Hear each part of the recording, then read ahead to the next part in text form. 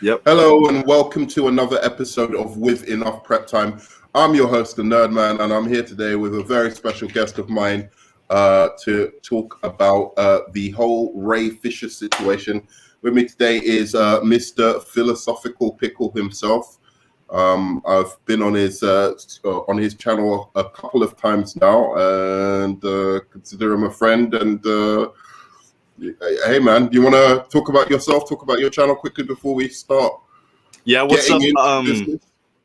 What's up, Nerd Man? Thanks for having me on again. I am Philosophical Pickle.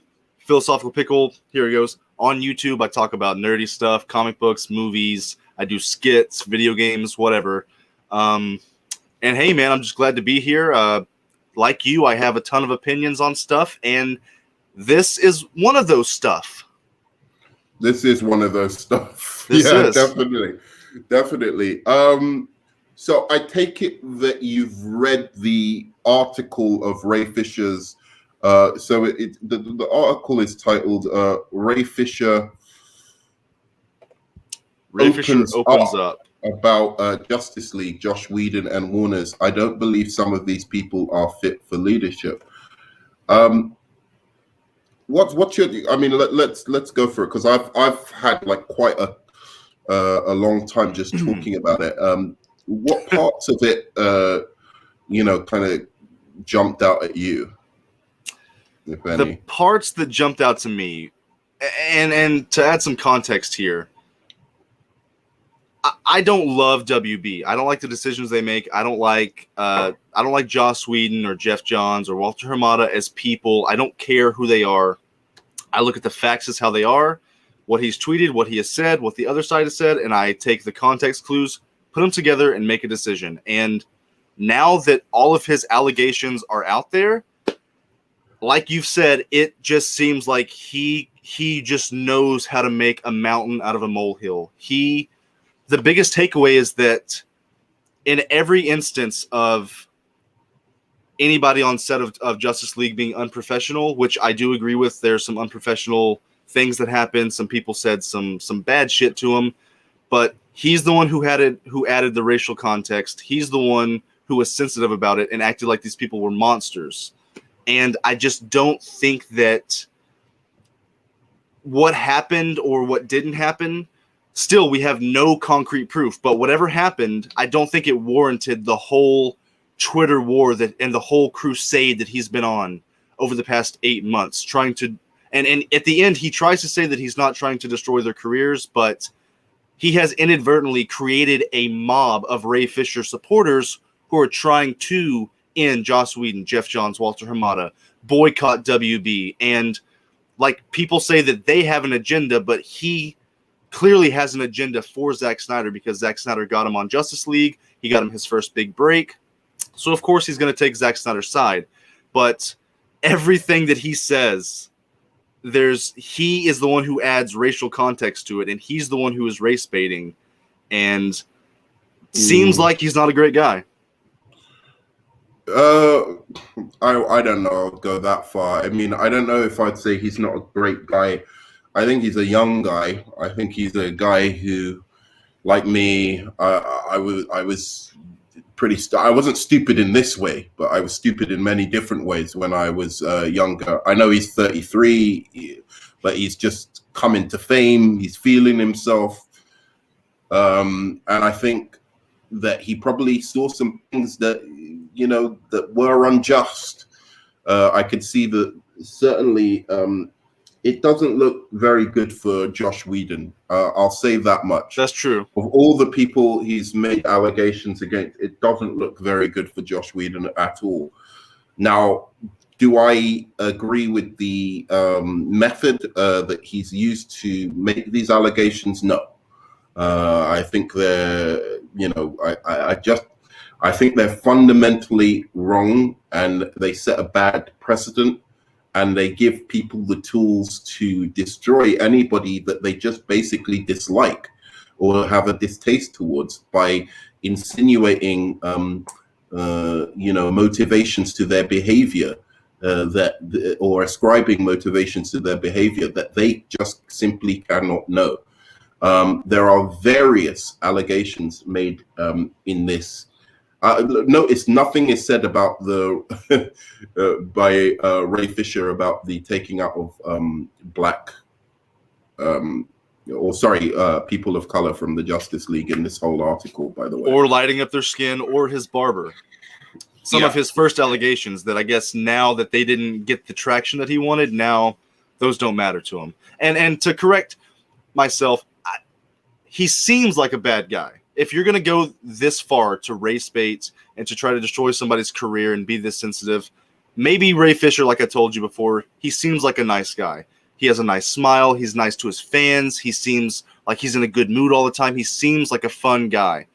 But from all of the clues that I've gotten from his Twitter, from how he's handled the situation, you can think that Joss Whedon seems like a bad guy. Whoever seems like a bad guy, I think Ray Fisher seems like a not great guy. But I'm not gonna crucify Ray Fisher. I'm not gonna say that his career should be ruined. I'm not gonna say that he can't change, that he can't atone for it. Because even though I disagree fundamentally with what he's done here, like I can still enjoy Ray Fisher in the future if he can change, because we can all evolve. And the fact that he's not giving the other side the same chance that we're giving him, like we're saying he might be a good guy in the future. Like he might be right if he gives us proof. If he were to come out with concrete proof, recordings, documents, receipts, I'll take back everything I've said about him. But until then, you can't go around calling people racist without proof. Well, actually, I mean, I don't think he needs to anymore. I think he's made all of the allegations from this. That's what it sounds like to me. Honestly, it doesn't seem like there's much more to it. I agree, but there's still no like concrete proof on either side except for the investigation. Well, I don't need proof anymore, because if this is it, there's nothing there. That's what I'm saying. Like, if this is what he's complaining about, there's nothing there. I mean, I want to go through. Like before, I would have said if it was something bad, I would say, "Oh yeah, I need evidence." Right? Okay, that's a good point. Now. I need evidence. I'm not gonna. It's like saying, "Oh, your little son stole a fucking penny from my guest drawer." It's like, okay, cool. I'm gonna discipline him now and done. You know, like it's not your little son, brought out a knife and cut one of his friends or something like that. That's like, okay, I want evidence of that before I fucking, it's that kind of the difference, or the weight of the difference between the kind of allegations is just very kind of staunch. I guess that wasn't the best analogy, but you know what I know what you mean. That's a good point. Right. Because the details that he gave, you're saying, were so minuscule that it's not even worth digging in deeper to find the evidence, because there's nothing to find evidence for. Yeah, there's nothing there. So I want to go over some bits that kind of jumped out to me in this investigation. So I guess, the big thing for me is like, I'm kind of like, I with Joss Whedon, I think I'd never liked him. I still think that you need proof but he sounds like a person who's a douchebag who needs to go and reflect on his behavior. I completely agree. Like somebody who all of his fans need to be deprived of his work from now on because of the things that he's been accused of here. I mean, he did apparently threaten Gal Gadot's career when she was coming to him with notes on the movie. I don't know who the fuck he thinks he is. As far as I'm concerned, Gal Gadot is bigger than him. Even after the one movie, I think Gal Gadot was bigger than him. No way. I really do. No way. All right, whatever you say. I think Gal Gadot is probably more famous than fucking Joss Whedon. I'm sorry. All right. I do. I mean, all right, he created Buffy. I'm talking celebrity. I'm not talking about like what he's done in the industry. I'm saying people know him as Buffy, as Firefly, as the Avengers. Like he's made 3 huge IPs. Buffy. I mean, from the 90s. I mean, I don't care about Buffy, but he made regarded as one of the best comic book All right. movies So of all time. do you think Sarah Michelle Gellar is more famous than Josh Whedon? No, because she's done one thing that I know of. Okay. Like that the average person knows of. Let me put it this way. At the time of Buffy the Vampire Slayer, at the time Buffy the Vampire Slayer was happening, yes, who was the biggest celebrity? She was, Sarah because Michelle Gellar. he hadn't gone on to make the Avengers yet. Okay, good. We could stop there. The Avengers you've got a good point there.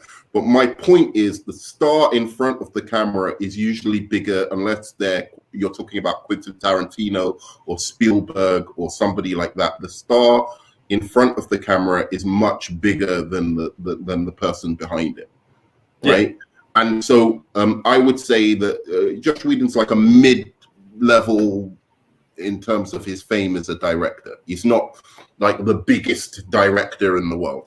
I agree. And yes, I get it. Avengers has put him up like massively, in terms of where he was.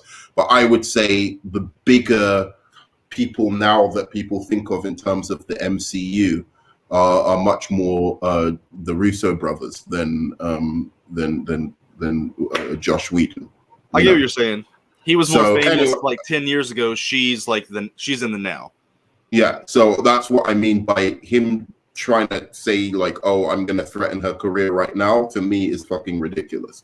But yeah. Like it was like 3 months after Wonder Woman had come out and was like a massive hit. Like, so she was like the talk of the town basically at the time he was trying to threaten her career. I would have just been, who the fuck do you think you are, little man? He definitely thinks his shit doesn't stink, and he has a power complex. Yeah, but again, it was mainly just arsehole behavior. So I don't know where Ray Fisher could only stand on that idea that he cut people of color out, and that's his only accusation of racism towards Josh Whedon. Nothing else has come up in this whole article. He claims that Booyah is racist. Yeah, I mean, I've got that's something we could talk about before we go into this. I've got feelings towards the Booyah situation. I think it's the dumbest catchphrase of any superhero ever. I've never liked it. I guess it doesn't help that I don't like Cyborg as a character. So, when you don't like the character and then you don't like and then Booyah sounds stupid and you associate that with the character, then it's got that double kind of thing. I have complicated feelings towards Booyah. Now, I don't think it's a racist, but I think it's very stereotypical, right? But I was saying to you earlier about like in the Shazam movie, Shazam, like Billy Batson does his holy moly like catchphrase, which is a very typically white thing for somebody to say. Like it's associated with a kind of white or dorky kind of thing to say. And that was Geoff Johns, who definitely I know for a fact he was the one who got him to say that. In fact, it even appears in the comic book of Shazam. That he has that, in the New 52 revamp where Billy Batson's much cooler, he's hipper than he used to be in like the 40s and 50s and stuff, and he says holy moly. He finds a way to put that in there. Yeah, holy moly, G Willikers, like that's a very so very 1940s white guy thing. Yeah, so he finds a way for Billy Batson to say that in the comic. In the comic, and it made its way into the film, and Geoff Johns produced that film and was deeply involved in the creation of that film. So for me, what that says to me is that Geoff Johns' concern isn't about like a racial thing or whether it's racially stereotypical. He's doing it for a white character, doing a racially stereotypical thing. He's doing it for a black character, a racially stereotypical thing. And also that as much as I don't like Booyah, I like Kneel Before Zod. I like, Hera Help Me. I like when they put some truth, justice, and the American way kind of some kind of take on that in Superman. I like when they do that in these comic book movies, because that's one of the reasons we love the characters. There's certain goofy qualities to them that we love. So I can imagine that there are a lot of Cyborg fans who perhaps want to hear him say "booyah." I think most people around my age, in the 20s or 30s, like we grew up with Teen Titans, like that was his saying. Now, I do think in the context of the movie, it's stupid. Like, he wouldn't say that. But you are an actor, and you are paid to say the lines that are given to you. Now, was it wrong for the script? Completely. I think it was an idiotic moment to say "booyah." Like, it doesn't work in the Snyderverse. But man, how many actors, thousands of actors, are told to say lines that they completely disagree with, but they don't make a big ruckus about it. They don't claim racism. You say the lines even if you disagree with it. Like, that's why you're getting paid millions. That's why I don't get paid millions of dollars. You do. You're paid by an employee to say something. Now, you can disagree with it. He doesn't get paid millions, to be fair to him, though. But like, you got paid about 300,000. That's true. That's true. I hope he invested that well, though. Well, he got paid 500,000 just for Batman Superman, I thought. No, he didn't. No way. That's what I saw. He had a little cameo, man. He didn't get paid 500,000 for Batman vs Superman. Maybe it was for Justice League. But you know what I mean. Maybe. I don't know. But look, the point is that the catchphrases are something I enjoy. I think fans enjoy, and I don't think it's racially weird enough that. And I'm surprised. The most racially offensive thing I found in the Snyder Cut movie was actually that scene where Barry Allen is trying to daps him. Do you remember that? Yeah, and like Barry Allen, that's like it's a generic thing that white guys do to black guys, like, put it there, bro, and then they don't do it. Yeah. And he says something about he says, "Oh, that was racially charged." Yeah, I thought that was the dumbest joke in the whole movie. I was just like, wait a second, what are we living in? Like, everyone knows that, like, white people and black people do that these days. Like, nobody, do you know what I mean? You handshake, or you daps, or you high five. You do all of that with all your friends. You don't. It's not like a specifically black thing anymore. It's like certain things that may have. I don't even know if it derived from black culture, but anyway, maybe if it derived from black culture, it's now out there in the ethos, and so it's it's permeated all of culture, and everyone does that with each other. So I just thought that was ridiculous, and I thought that was part of what he was getting at, that he was trying to get lines like that out of the film, and I thought that was what he was going to come out with, stuff like that. And that's why I'm so disappointed in what he's finally come out with, because I always did think he probably had some kind of, maybe there was something there.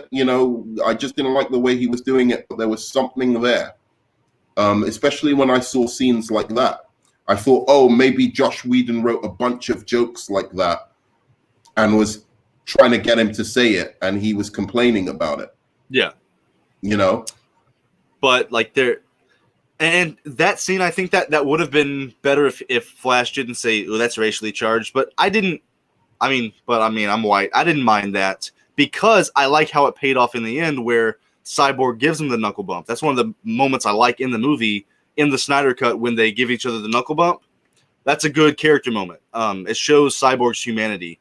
But it does. He didn't have to say it then. He didn't. Yeah, that's what I'm telling you. He could have just implied it with body language or something like that. And it still would have been a little corny, a little stupid. Yes, exactly. But at least it had a moment where they give a knuckle bump in the end. I like that moment. But I don't think it was worth it. I thought it was. I cringed. That's the best moment in the movie, when they knuckle bump, bro. No, I don't mind them knuckle bumping at the end. I just cringed in the movie when he actually said that. I was just like, "You're gonna say that, really?" Yeah, that was. Not good writing. I'm starting to think that was a Zack Snyder line. I mean, That's how bad it is. I think it might have been like they had a couple of takes, and that was one of Zack Snyder's lines. one of Zack Snyder's lines was, "I hear you talk to fish," and he took that out. So, I mean, Zack Snyder's not exactly the best at handling comedy. Yeah. So, I mean, All I right. don't know. All right, so let's talk about some of the because we talked about Josh Whedon. I, you know, for the most part, I believe this kind of things, but I don't think it's worth anything. And the other thing I wanted to talk about that jumped out at me was this whole thing of him saying, you know, that these guys shouldn't be in positions of leadership. Now, I have all reasons to believe like a number of them shouldn't be in positions of leadership. But why is he mentioning about hiring and firing people when nobody got fired?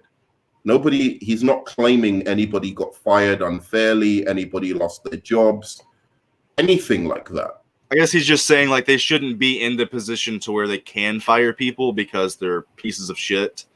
I don't like a disagreement with them creatively. Yes, and I don't like the leadership because I don't like the DC movies very much. I like that's the thing is that we're not like gung ho for DC for this company. We're not like pro big company Warner Brothers. Yeah. It's like I don't like them either.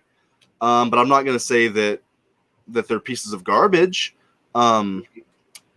I think he's just trying to say at the very end that he just doesn't think that people who would make these racist decisions should be in leadership at all. But I don't think he's not shown them to make racist decisions, and two, he's not the complaint he makes specifically, and I'll pull this up so that everyone can see, is that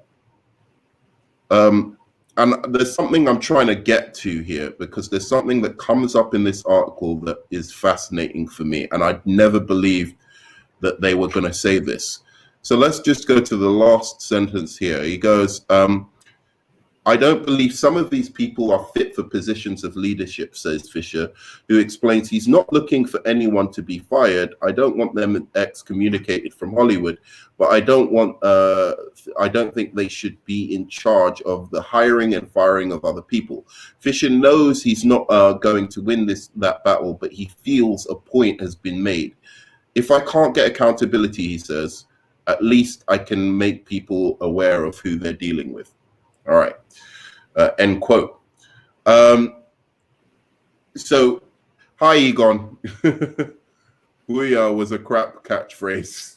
It is a crap catchphrase. It's one of the worst catchphrases of any superhero. But and he said it with such like no personality, just booyah. Like if you're gonna say it like the cartoon, but like that's why it didn't even fit in the movie at all. It was quite good actually, his delivery of it, because it is so silly that you'd have to take it seriously. You'd have to do it seriously to make it work in real life. But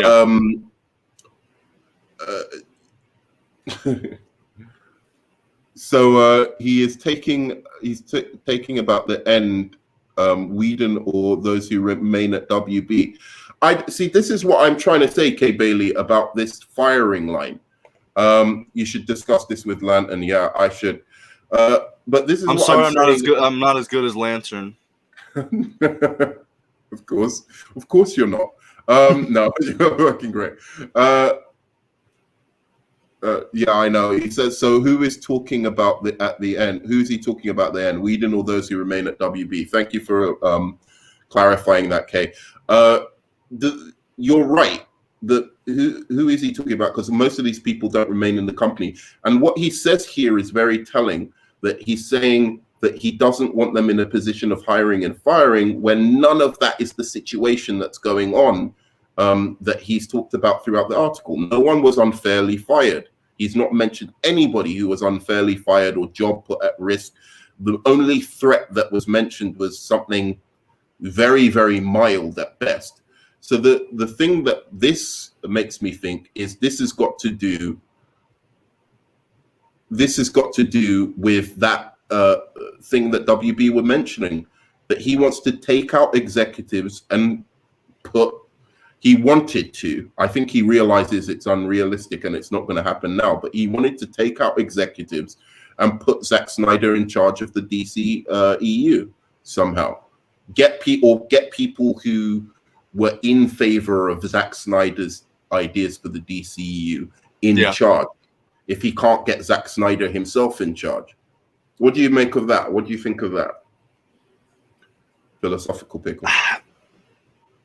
Maybe I'm just focusing on the fact that he says, I don't want them excommunicated from Hollywood, but I don't think they should be in charge of hiring and firing other people. But the only way that you could have them in a position where they don't hire or fire people is if you demoted them to be like a director's assistant. Like if you're a director or a producer of any merit, you hire and fire people. So he basically wants them wiped out because he wants them to get down to get people coffee, I guess. Because at any level in the movie industry, unless you're an assistant to somebody, you hire and fire people. Yeah, but he's not shown that Geoff Johns, John Berg, Walter Hamada, any of those people have unfairly hired or fired people. And I think when he says them, I think he's talking about all of them. He's talking about Whedon, Hamada, Geoff Johns, and I like. But Whedon, the worst that he did was with Gal Gadot, which I want to address that right now. Yeah, okay, go on. So at least. Now, there's no proof, but at least if we believe that Whedon actually told Gal Gadot that I'm going to ruin your career, I can change your lines, that's an actual threat. Geoff Johns saying, hey, man, I don't want you to have a bad name in this industry. It's not really cool that your agent calls up to Warner Brothers. That's not a threat.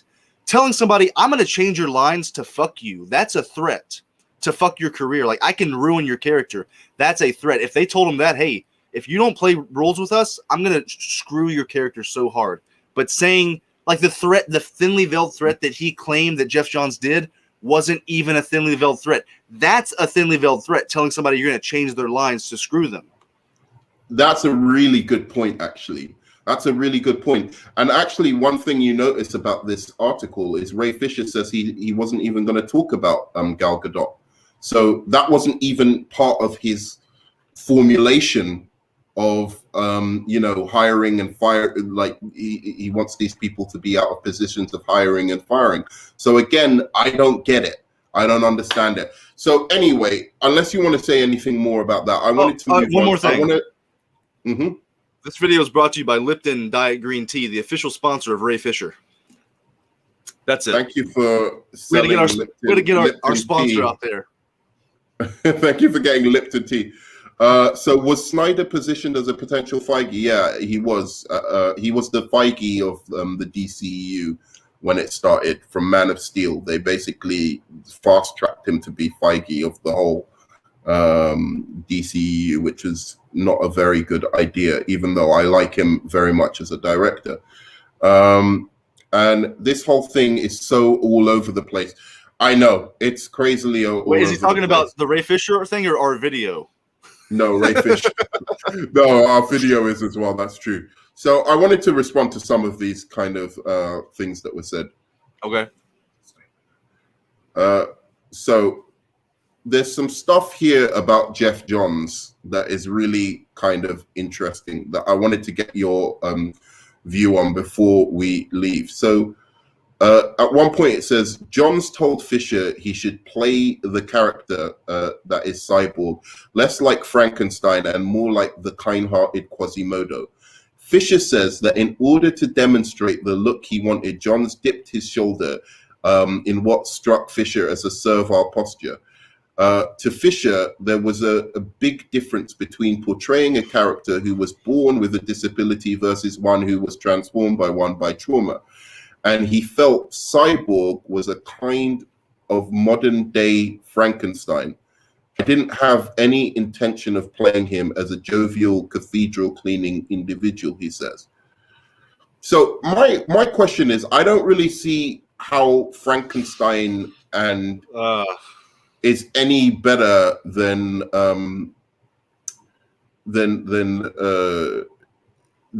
Quasimodo in this sense.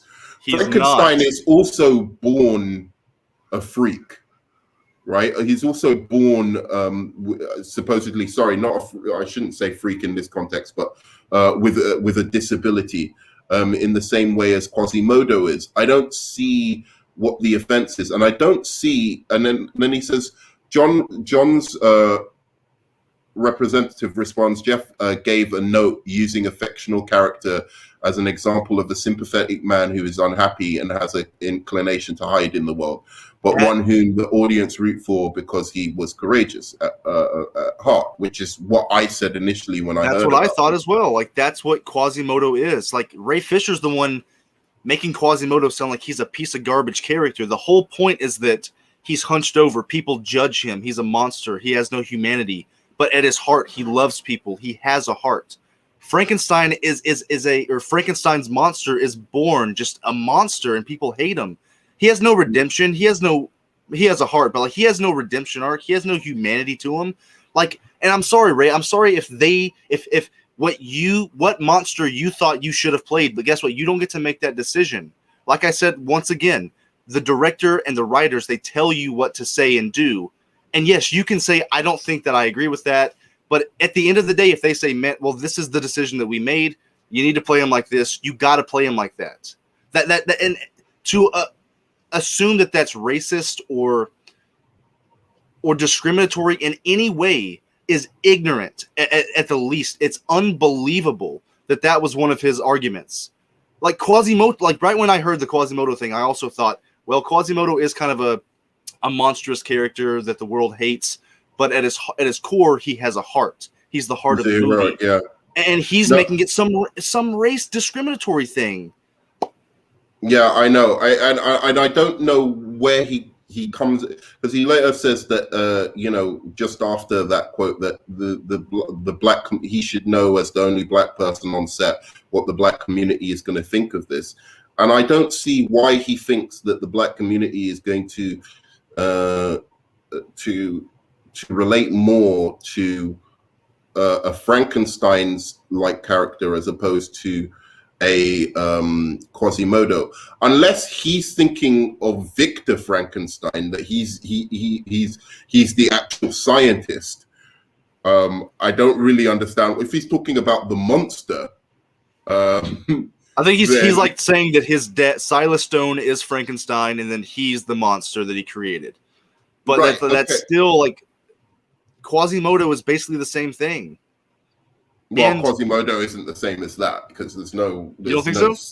Well, I'm just saying in terms of the scientist creating him. Well, I get. I mean, it's literally basically and the same dynamic. thing, but yeah. But in terms of the actual character of the monster, which people often confuse with Frankenstein, and now has practically, for all intents and purposes, the monster now has become Frankenstein in popular culture. That monster and his journey essentially is kind of similar, if not like it's just I don't really see it's kind of a very dark character who's not very intelligent, who is skulking around the woods. Families try and help him, but he ends up accidentally killing them or whatever. It's the same fucking thing, right? Except Quasimodo is just a little bit more heroic than Frankenstein's more of a tragic hero in a sense. But yeah, I don't know. Like it's just one of those things. So Fisher has a point. How often do we get to see black scientists on screen? But his father was still going to be a scientist in the Joss Whedon cut. So they were always so in Joss Whedon's cut, he complains that he was very happy that his parents were going to be these genius parents, right? And I understand that his mother got cut in the Joss Whedon cut, but presumably, I imagine, did you not think his father was very smart in the Joss Whedon cut? See, are you talking to me or? I'm talking to you and Egon. I thought his father was smart. He was still Silas Stone. He was still the character. He was that character in Batman versus Superman. I do think they cut a lot of it, but I will say The most boring part of the Snyder Cut was every time they cut back to Silas Stone in the laboratory. I didn't care about any of it. Yes, it is cool to see. It is cool to see genius level black scientists, but his mother, what scene in Zack Snyder's Justice League shows that she was a genius or intelligent in any way? She goes to his football game. Then I'm saying then she gets killed. Harsh. No, I'm saying then she gets killed. That confrontation with the headmaster. The confrontation with the headmaster. He's implying that she's a genius. He said genius. Ray Fisher said both of his parents were geniuses in this movie. She wasn't a genius. That's all I'm saying. Like, there was not one scene where she was above average intelligence, and that has nothing to do with her race. He's the only one that brings in race. I think it was mentioned in that scene that he had a genius level intellect and stuff like that, and it's good to see. It was good to see, and yeah, I think she, came across as very intelligent and capable in her own right. And a genius. He mentioned something about her being just as busy as the father, so you presume that she's quite successful as well. So anyway, yes, you're right. I genius is thrown around a lot these days, but anyway, the movie definitely needed her in it. Like, it should have been cut. That was a great part of the movie. It was a great part of the movie. I think that was a really great part, and it was very emotional. But anyway, look, let's go on to so we're getting into this Geoff Johns thing. So now in the article, it mentions obviously that Geoff Johns was given he was basically told by Kevin Sugiura that he needs to lighten the tone of the whole movie. And part of that was that they needed to lighten the tone of the characters. Now, in one part, he says, I don't know if you can find it, first, about they didn't want Ray Fisher not smiling. He didn't smile as much as he should do. Can you find that part in the in there? All right, I'm looking.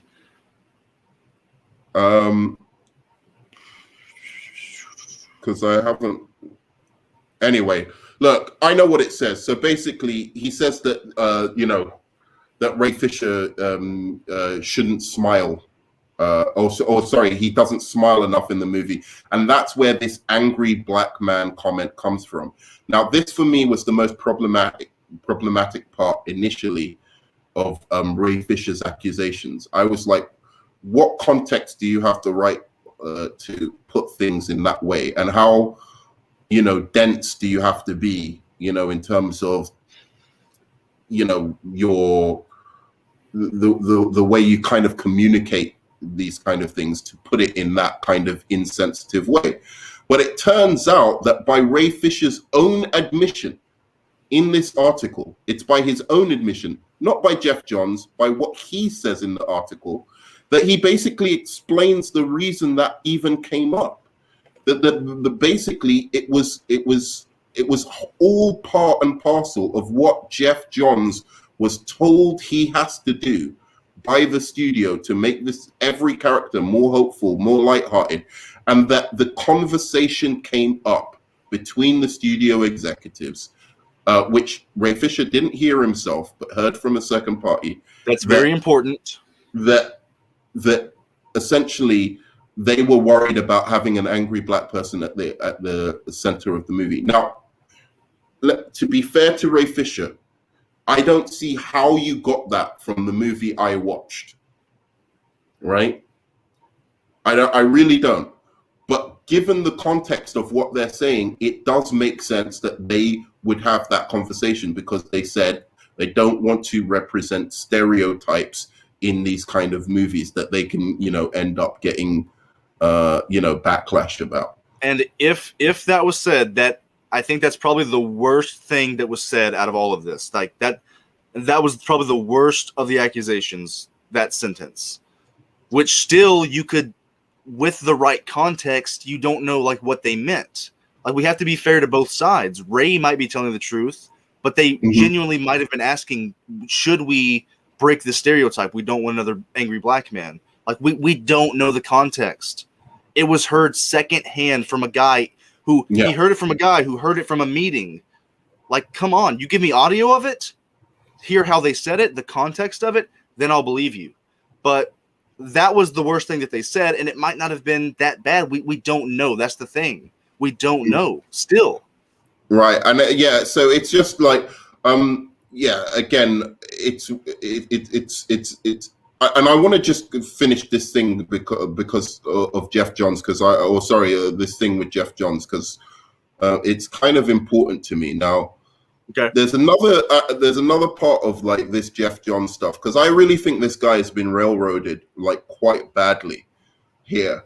Now it says multiple sources tell THR that the show's creators were passionate about doing. Okay, so they're talking about Krypton, the TV series that Geoff Johns was show running on, right? Yep. And they say multiple sources tell THR that the show's creators were passionate about doing some non-traditional casting, and that Regé-Jean Page, who would go on to become the breakout star of Bridgerton, had auditioned for the role of Superman's grandfather. But Johns, who was overseeing the project, said Superman could not have a black grandfather. The creators also wanted to make one superhero character, Adam Strange, gay or bisexual, but sources say Johns vetoed the idea.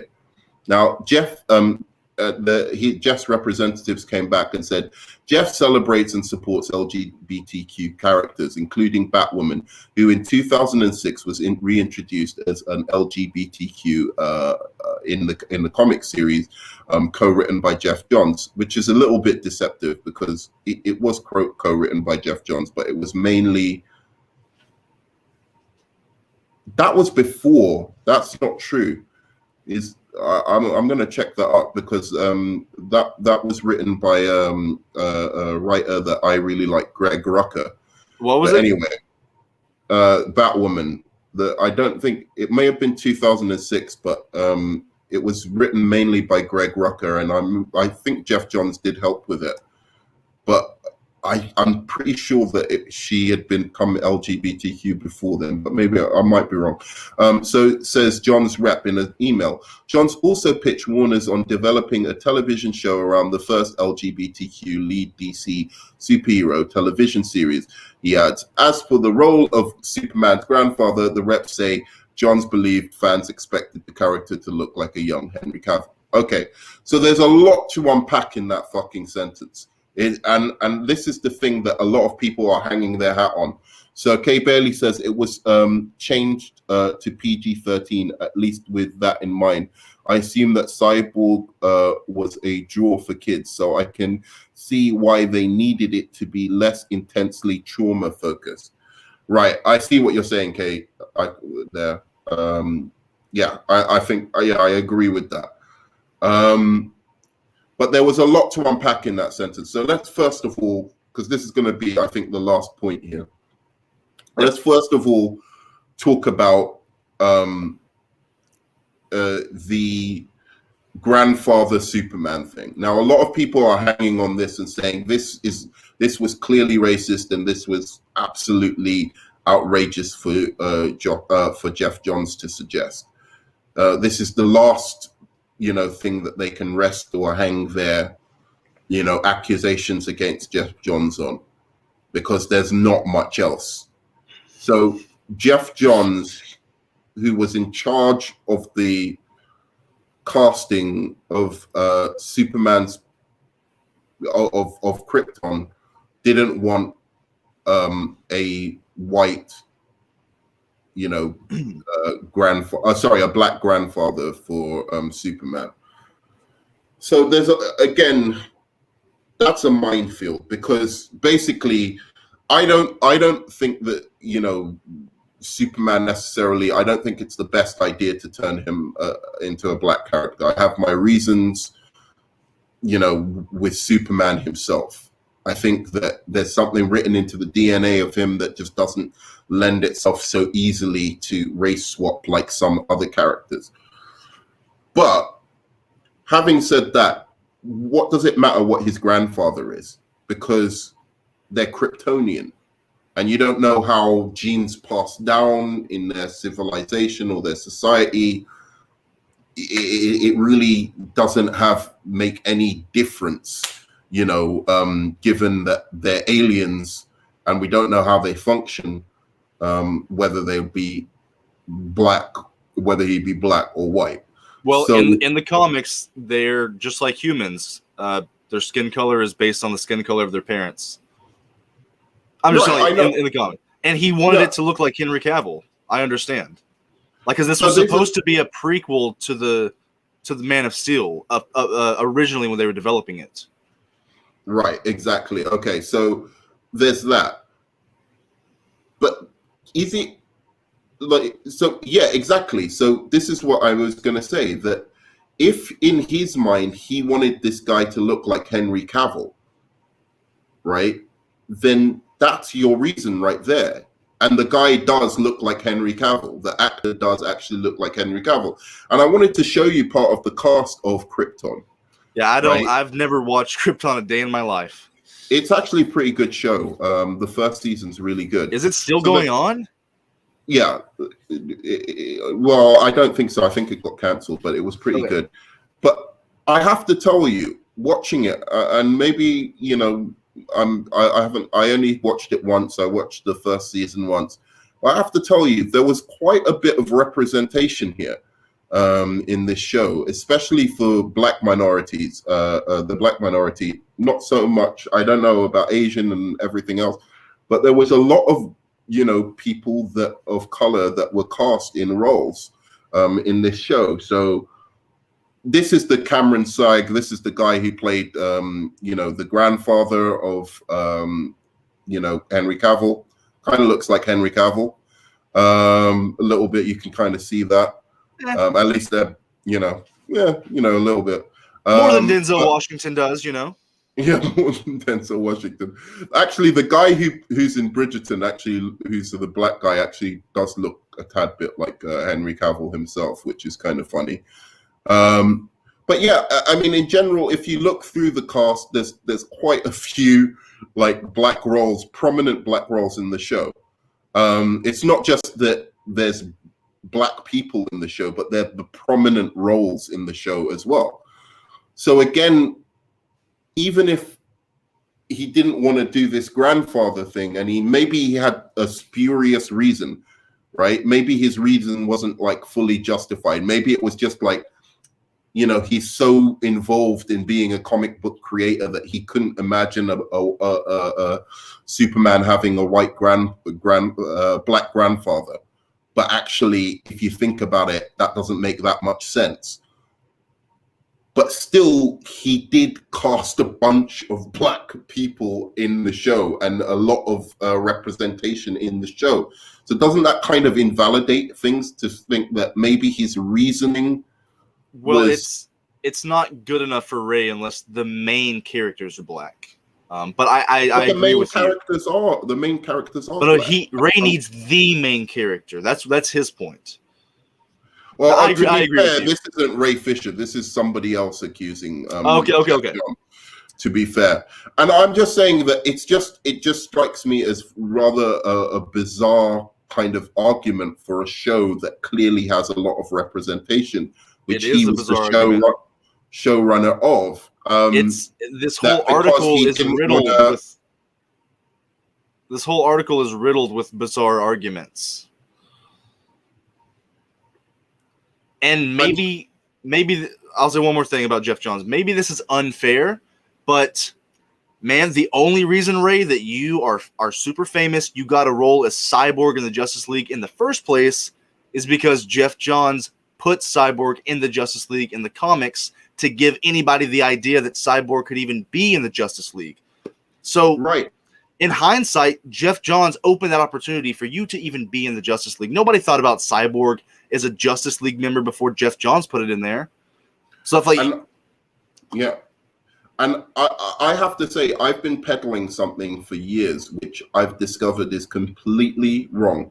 I've been peddling for years that Geoff Johns put Cyborg in the Justice League merely because he wanted to put Hal Jordan in his Justice League, and he just wanted to put a token black character in there because he couldn't use Martian Manhunter because Martian Manhunter is an alien. He didn't want to use John Stewart because Hal Jordan is his favorite Green Lantern. So I figured he just put Cyborg in there just for the sake of it, right? Like just for the.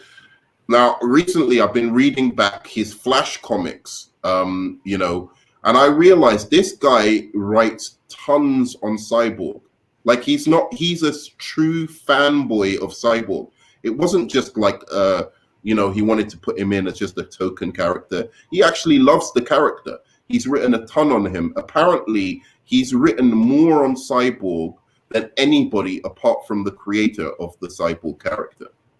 He's the second biggest writer in comics of the Cyborg character. Well, according to this article, we need to forget about all that and just believe. No.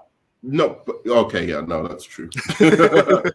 No, I was going to say that it does mention that in the article itself, but you know, it's kind of funny because I was reading this Flash comic, and even the idea of Cyborg being in a Flash movie comes from a Geoff Johns comic from about 10 years ago, because they did a buddy cop kind of series where he kept putting Cyborg in the Flash comic and developing his character.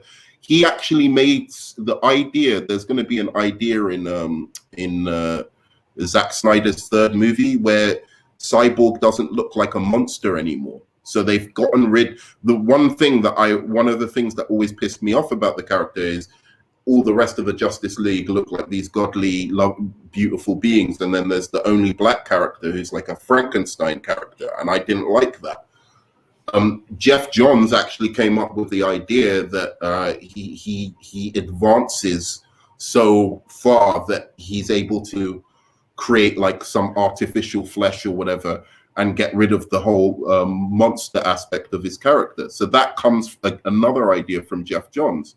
So again, you know, in terms of and Geoff Johns' work, he's constantly in the comics creating new characters and revamping characters and race bending characters as well. So I think maybe you can give him the one thing that he just doesn't want. You know, Superman's grandfather to be black. I know it's kind of the arguments. You think it's a sensible argument, but I think it's a little bit spurious given that they're Kryptonian. But I think if you look at the back catalog of his work, he's introduced a lot of black characters into the DC universe that weren't there before. I'm not going to say he's the one who's introduced the most black or ethnic minority characters into the DC universe. I don't know that, but from reading his comics, he's introduced a lot. So anyway, that was just my last thing. Just do you want to respond to that quickly, or? I was just say Geoff Johns is probably one of the main reasons why DC Comics have been so successful the past 15 years. I mean, he's been in the middle of all the big stories. He's a great comic writer, and maybe he said some, maybe let's go with it. Let's say some unprofessional things were said. Let's say that Joss Whedon was rude, Geoff Johns was rude, Walter Hamada was rude. They were all rude. They were unprofessional, maybe a tad bit of abusive. Maybe they abused their powers. That still doesn't reflect the accusations that Ray has put out there. I'm going to have to reject that straight away, because Ray Fisher himself has said these things, what Geoff Johns did. Ray Fisher, it's quoted, Ray Fisher is telling you what Geoff Johns apparently did, and none of it is abusive. I'm going as far as saying let's agree with Ray and say that it is a little abusive. Let's just I don't agree with it. I'm saying, for the sake of the argument, let's go with Ray and say that it's true. Okay. I still don't see any racism. I still didn't see a threat to his career. I still didn't see enabling by Walter Hamada.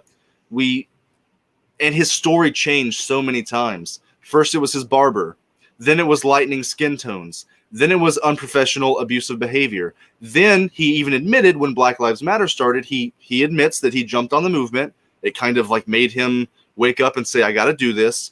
And then He kept saying more information will come out, more will come out. I'm I under an wouldn't say NDA. he jumped on the movement though. Jumped on the movement is a bit far. Like Maybe he was inspired by the movement, if you want to say that. But like, I mean, come on. He didn't speak about race until the movement came out. Maybe he just didn't want to, and genuinely he thought, this is the right time. I'll give him that. Maybe I'll admit that maybe this is coming from a good place in race heart. Maybe he thinks he's doing the right thing. But he doesn't. He thinks that everyone else is tone deaf.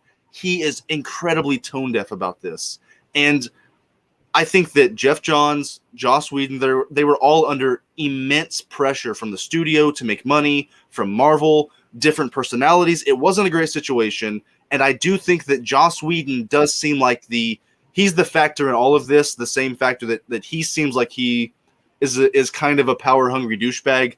To wherever he works, there's constant stories about him. But to say that there was enabling and that there was racism and skin tones were being lightened and all of these Quasimodo, to say that these people should not have jobs where they can hire and fire people, it's too far. And maybe we should genuinely look at all sides and say maybe they went a little too far and mistreated Ray. But Ray, maybe they didn't mistreat you to the point that you said they do. Maybe, like in every situation, there's always a little bit of truth to everything, but it's always in the middle somewhere. And I think this situation is no different. And I'm being generous to Ray right now. I'm saying maybe we can just get in the middle and say everyone was wrong. Maybe we can make this good, shake hands and walk away from it, admit that everybody was at fault. But I mean, I don't know. I'm giving Ray too much credit, honestly, because I think that he's I think you're giving him too much credit for these particular accusations. That's what I'm saying. I'm just trying to be very fair here. I mean, my main thing is that to Walter Hamada, to Toby Emmerich, to Geoff Johns, and to is that the last one? And to John Berg. And to John Berg, this has been incredibly unfair. I have to mention, I wanted to put out the Geoff Johns thing because I had some more kind of stuff that I wanted to bring up, like about him. I'm a fan of his. I know I'm a little bit biased there, but at the same time, I have to mention that, he's introduced all these people of color into DC Comics. And that kind of speaks against this idea that, whereas he might be a little bit tone deaf in some areas, but maybe just needs, to be communicated with and just say, hey, man, that probably wasn't the greatest thing to say in that way, in this particular circumstance. But he doesn't strike me in any way as someone who would have any kind of racial animosity. And I just think the fact that he's been tarred with that is really unfortunate, given these accusations that have come out now, which are nothing against him. Like, all of the accusations are nothing. They're at best creative decisions where he made the wrong decision, or creative differences where he was the one who had the wrong idea, right? Yeah, that's at best what they are. So they had a creative dispute. He was in charge in the end. He put through his idea, and his idea probably wasn't the best idea. I would agree with that. Facts, Pickle. Ray still hasn't provided evidence. It's all he said, she said claims. The third-party investigator literally told him to stop spreading its lies. It's just so silly. And then, wow, okay. And then he says, maybe something bad did go down, but Ray's probably blowing it way out of proportion. Yeah, I think we've kind of mentioned that. This is more about creative differences in terms of what Ray wanted and the mandate set by WB in changing the tone of the movie. That's exactly the point. That all of this comes down to Kevin Tsujihara in the end. And again, as I was saying, I feel incredibly sorry, especially, like, let's take Geoff Johns out of this for a moment. I feel incredibly sorry for Walter Hamada, for Toby Emmerich, and for John Berg, who actually apologized to Ray Fisher. And Ray Fisher didn't even have the decency to come out and say, hey, this guy came out and gave a heartfelt apology to me. Can you please stop, harassing the guy who literally didn't say, never accused of racism, never accused of anything, but he put John Berg in there in his tweet, front and center. In I think the first few tweets, John Berg was in there. And then to be fair to Ray Fisher, he stopped putting John Berg in there. I didn't see John Berg for a long time with Ray Fisher, but still, that doesn't matter. People were harassing John Berg, right? People were harassing these guys, calling them racist. They'll probably still call him racist. And all this time, he'd apologized to him. And it was a very heartfelt apology that was in this article that Ray Fisher mentioned himself. Hashtag Eddie Murphy for Cyborg. And then finally, these other two, Toby Emmerich and Walter Hamada, almost completely innocent, according to this. Now, we didn't even mention about the most dangerous enabler claim that he made against Walter Hamada. Do you want to speak on that quickly about the most dangerous enabler? Yeah. Get back down to the final. Or let's get down to the final paragraph. Let's see. Where does he talk about Walter Hamada having a conversation with him? Oh, here we go. So yeah, the thing is that Ray just kept tweeting these vague, terrible accusations with no context, and then just letting people their minds run wild. And the first thing he said about Walter Hamada was, Walter Hamada is the most dangerous kind of enabler that you can have. And you're thinking, okay, damn, that's pretty deep. And he says that he undermined and tampered with the investigations, which you think, oh shit, what did he do? Did he fuck with some documents? Did he like tell witnesses not to say things? Was he hiding evidence? And then in this article, Ray says that these comments were specifically in reference to the conversation he had with Hamada, in which the executive tried to dissuade Fisher from pursuing his grievances against Johns. So Hamada sitting Ray down and saying, hey, maybe you shouldn't go after Johns, is tampering with the investigation. I don't see him tampering with the investigation. I don't see where he was enabling anything. It's another one of these accusations where it's kind of a vague term, but he doesn't really back up what did he enable? What was he present for? What did he allow? Where's the evidence? He lets a bunch of rabid fans fill in the gaps, basically. That's what it is. What he does. So, I mean, I don't want to, again, I wanted to bring us on to discuss about this, but I don't want to waste too much more time on this. It's kind of obvious. I think... Well, it's not obvious to some people. Some people are gung-ho believing him no matter what. We should talk about the fandom now. Now, I can see why some people are taking offense to certain things that were said. But I just think in the whole you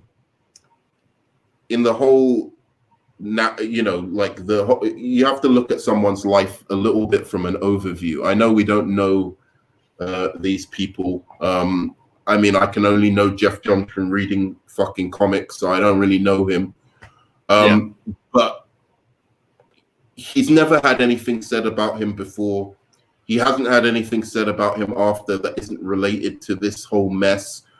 And it seems to me that, in general, all of these people haven't had bad reputations apart from Joss Whedon. And so, yes, I can see some people, if you want to take things the worst way possible, and say that they were, like some racially insensitive things were done, I can understand that. I think it's wrong, but I can understand it. But what I will say is that as a fandom, we just have like the problem is just attacking these guys and constantly, and yes, Ray Fisher has fueled this. He left things out there for people to run wild with their imaginations, but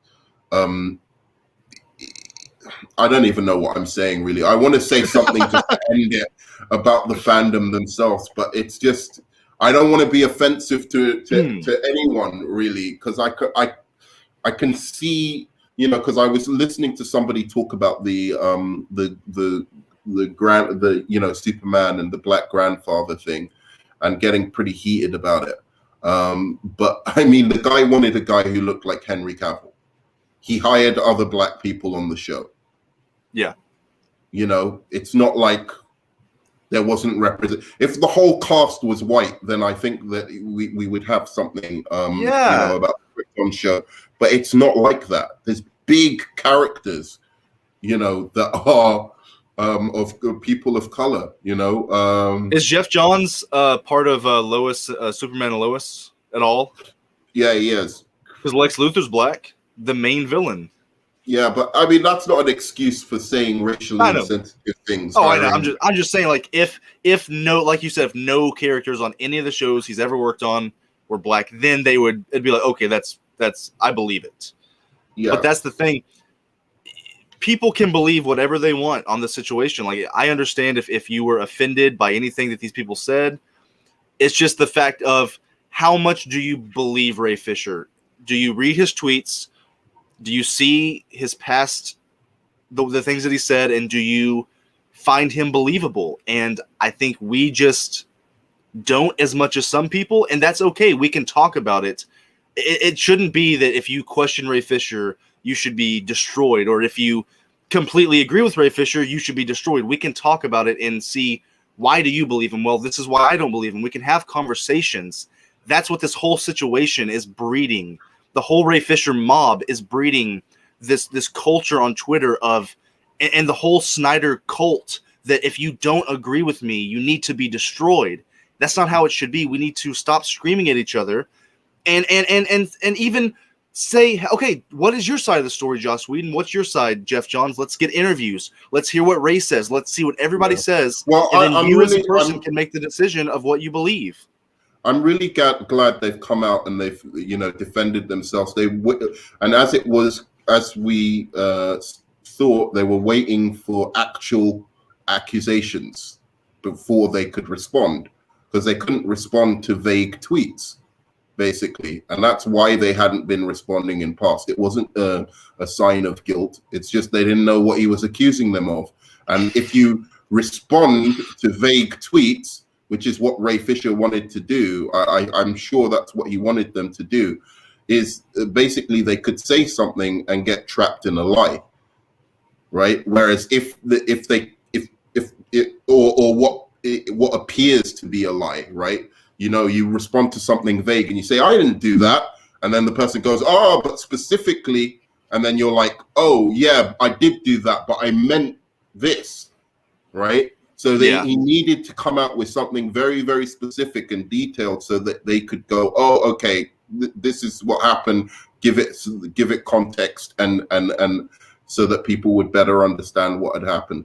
So anyway, I'm going to finish it with that. What I'm going to say is, guys, if you're still watching, do move over to Philosophical Pickles channel. We're going to be doing a discussion about Black Adam. That should be really, really interesting. And yeah, it's going to be more, it's going to be a spicy conversation. A little more lighthearted than this. A little bit more lighthearted than this. It should be serious. It should be a pretty fun conversation. Yeah, if you guys want to come over, I got a big hot take about Black Adam, and you guys aren't going to want to miss it. It's going to be fun. Okay. And I really hope Josh comments, because the cast of the Nevers seem to not have a problem with him. Ray's the only one who's making this a huge deal and going after all the higher ups without facts. Yeah. Ray's fired. Everyone's gonna move and forget about him, and enough. Let's just get a new Cyborg. Yeah. Well, I like him as Cyborg, but hey. I agree that's